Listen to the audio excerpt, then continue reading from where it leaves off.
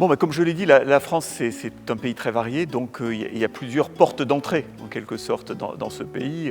La plus familière, c'est bien sûr la capitale, qui attire beaucoup, qui, politiquement, historiquement, culturellement, a toujours eu un rôle, bien sûr, central dans l'histoire de notre pays.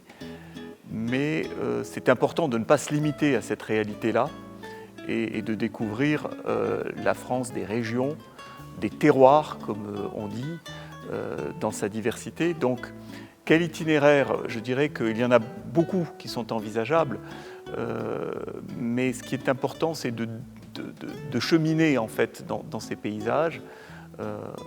On a la chance en France de pouvoir circuler sans prendre l'avion, en prenant le train, bien sûr en prenant aussi la voiture, et de voir comment les paysages changent au fil, je dirais, des kilomètres que l'on parcourt. C'est en soi quelque chose qui, je crois, donne le vrai visage de notre pays. Il y a une France rurale qui est toujours très vivante, avec le schéma habituel du village français, avec au centre le clocher. C'est une image un peu d'Épinal, c'est une image traditionnelle, mais qui garde une réalité aujourd'hui et qui, pour beaucoup de Français et pour beaucoup de personnes qui découvrent la France, c'est aussi ce visage-là qui domine. Donc il n'y a pas d'itinéraire obligatoire. Je pense qu'il faut savoir découvrir les régions les unes après les autres.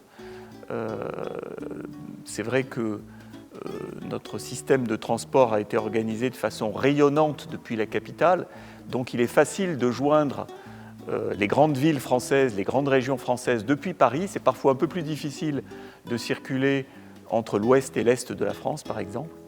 Mais je crois qu'il faut prendre le temps, en fait. C'est ça le véritable...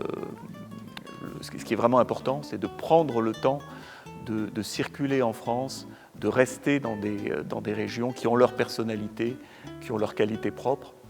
Et c'est d'ailleurs ce qui caractérise beaucoup le tourisme en France, c'est qu'on a une diversité de lieux à proposer. Ce n'est pas simplement un lieu emblématique, c'est une diversité de lieux, qu'il s'agisse du Mont-Saint-Michel, qu'il s'agisse des cathédrales, des châteaux de la Loire, qu'il s'agisse de la Côte d'Azur, bien sûr, des paysages, des parcs nationaux. Il y a cette diversité-là. Et encore une fois, c'est ce qui se retrouve en matière de viticulture aussi, où on peut très facilement passer d'une région à une autre et découvrir des